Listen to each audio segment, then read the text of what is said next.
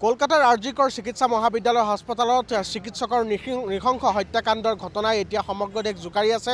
বিগত 7টা দিনে ধৰি প্ৰতিবাদৰ জোৱাৰ উঠিছে। কেৱল পশ্চিমবংগতে নহয়, এতিয়া প্ৰতিখন ৰাজ্যতে এই গোটেই ঘটনাৰ ন্যায় বিচাৰি প্ৰতিবাদ হৈছে। এই মুহূৰ্তত মই কৰ্মশ্ৰী হিতেশ্বৰ শইকীয়া মহাবিদ্যালয় চৌহদত উপস্থিত আছোঁ। মই দৃশ্যাংশ দেখুৱাবলৈ ক'ম। এই মুহূৰ্তত এই মহাবিদ্যালয়খনৰ যিসকল শিক্ষাৰ্থী তেওঁলোক এই মুহূৰ্তত ওলাই আহিছে আৰু এই সমগ্ৰ ঘটনাৰ তেওঁলোকে একেমুখে গৰিহণা দিছে আৰু শিক্ষাৰ্থী সমাজ ওলাই আহিছে। যিধৰণে আমি দেখিবলৈ পাইছোঁ যে চিকিৎসকসকল ওলাই আহিছে আৰু চিকিৎসকসকলে অবিৰতভাৱে তেওঁলোকে প্ৰতিবাদ সাব্যস্ত কৰিছে, কৰ্মবিৰতি পালন কৰিছে আৰু সেই সময়ছোৱাতে দেখিবলৈ পোৱা গৈছে এই মুহূৰ্তত এনেধৰণে ছাত্ৰ ছাত্ৰী তথা শিক্ষাৰ্থীসকলৰ মাজতো এই প্ৰতিবাদৰ জোৱাৰ আমি দেখিবলৈ পাইছোঁ। নাৰীৰ ওপৰত হোৱা অত্যাচাৰ ৰোধ কৰা তেওঁলোকে দাবী জনাইছে আৰু নাৰীয়ে আজিৰ তাৰিখত কিমান সুৰক্ষিত, নাৰী কিমান সুৰক্ষিত তাক লৈ প্ৰশ্ন উত্থাপন হৈছে।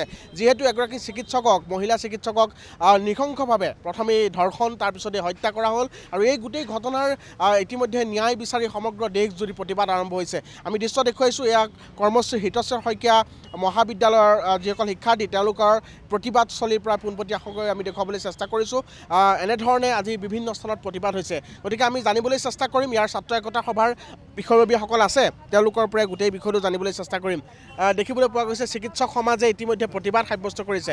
এতিয়া শিক্ষাৰ্থী সমাজ হিচাপে আপোনালোকো ওলাই আহিছে, পুনতে কি বাৰ্তা দিব? আমি এইটোৱে বাৰ্তা দিব বিচাৰোঁ যে আমি আমাৰ ভইচ আমি ৱেষ্ট বেংগললৈ পঠাব বিচাৰিছোঁ। সকলোৱে গম পাব লাগে যে ভিক্টিম যোনজনৰ ফেমিলি আছে, মই তেওঁৰ নাম নলওঁ, আমি সকলো ছাত্ৰ সমাজ আছোঁ, সৰু ছাত্ৰ সমাজ আমি ওলাই আহিছোঁ, আমি তেওঁলোকৰ ছাপৰ্টত আছোঁ। আৰু লগতে এতিয়া আমি এইটো জানিবলগীয়া কথা হৈছে, আজি আমি ইয়াতে সকলো আহি জমা হৈছোঁ, একত্ৰিত হৈছোঁ।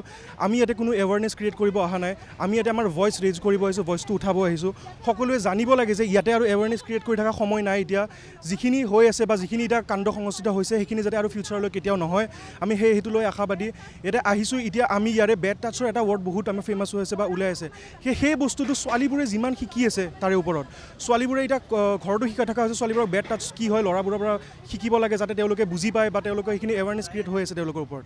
কিন্তু ল'ৰাবোৰে সকলোকে জানিব লগা হৈছে বেড টাচটো যিটো ওলাই আছে সেইটো কি হয়, ল'ৰাবোৰেও জানিব লাগে। ছোৱালীবোৰে সৰু ড্ৰেছ পিন্ধি ৰাস্তাত ওলালে 10টাকৈ কুৱেশ্যনছ কৰে মানুহে, সেই কুৱেশ্যনছখিনি অকল ছোৱালীৰ ওপৰত কিয় কৰি আছে? ল'ৰাখিনি চকু তল কৰি যে খোজকাঢ়ি আগুৱাই ওলাই যাব লাগে, সেই বস্তুখিনি সকলোৱে গম পাব লাগে, সকলোৱে এইখিনি বস্তু জানিব লাগে।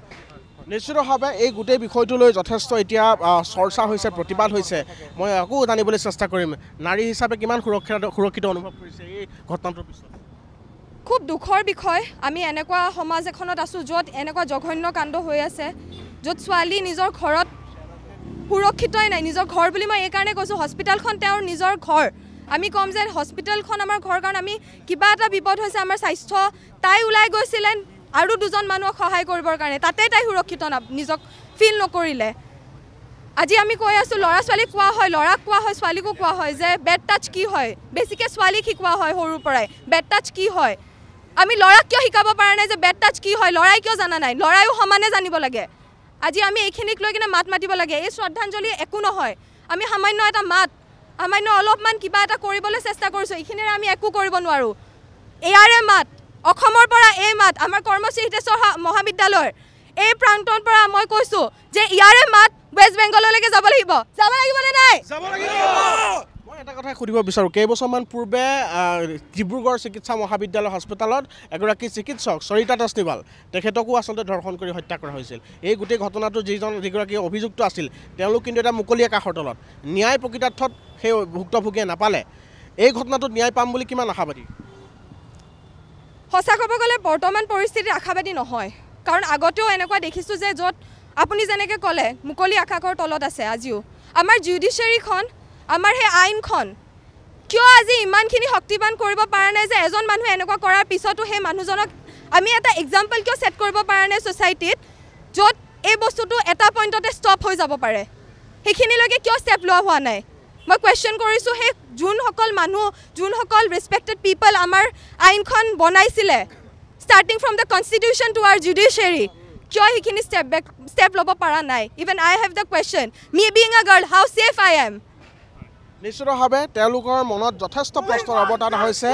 সকলোৱে ন্যায় বিচাৰি তেওঁলোকে ইয়াত প্ৰতিবাদ কৰিছে আৰু বিশেষকৈ শেহতীয়া গোটেই ঘটনাক্ৰমক লৈ CBI ইতিমধ্যে গোচৰটো হস্তান্তৰ কৰা হ'ল, কিন্তু CBI তদন্ত কিমান আগবাঢ়িব সেয়া আমি এই মুহূৰ্তত ক'ব নোৱাৰোঁ। কিন্তু পশ্চিমবংগৰ মমতা বেনাৰ্জী চৰকাৰখনে গোটেই বিষয়টো এতিয়া ৰাজনীতিকৰণ কৰাৰ একাংশই অভিযোগ কৰিছে আনহাতে মমতা বেনাৰ্জীয়েও নিজে ৰাজপথত নামি এই গোটেই ঘটনাৰ ন্যায় বিচাৰি প্ৰতিবাদ কৰিছে এখন ৰাজ্যৰ খুদ মুৰব্বীগৰাকী এতিয়া এই ঘটনাৰ ন্যায় বিচাৰি প্ৰতিবাদ কৰিবলগীয়া হৈছে এনেধৰণৰ দৃশ্য এতিয়া পশ্চিমবংগত দেখিবলৈ পোৱা গৈছে গতিকে তাৰ পিছত এই সমগ্ৰ দেশজুৰি হোৱা যি গণ আন্দোলন এই গণ আন্দোলনৰ যি ফল সেই ফলাফল কি হয় সেয়া আমি হয়তো অদূৰ ভৱিষ্যতে গম পাম কিন্তু এই মুহূৰ্তত দেখিবলৈ পোৱা গৈছে চিকিৎসক সমাজৰ সমান্তৰালকৈ শিক্ষাৰ্থী সমাজ ওলাই আহিছে তেওঁলোকে এই গোটেই সমগ্ৰ ঘটনাৰ ন্যায় বিচাৰিছে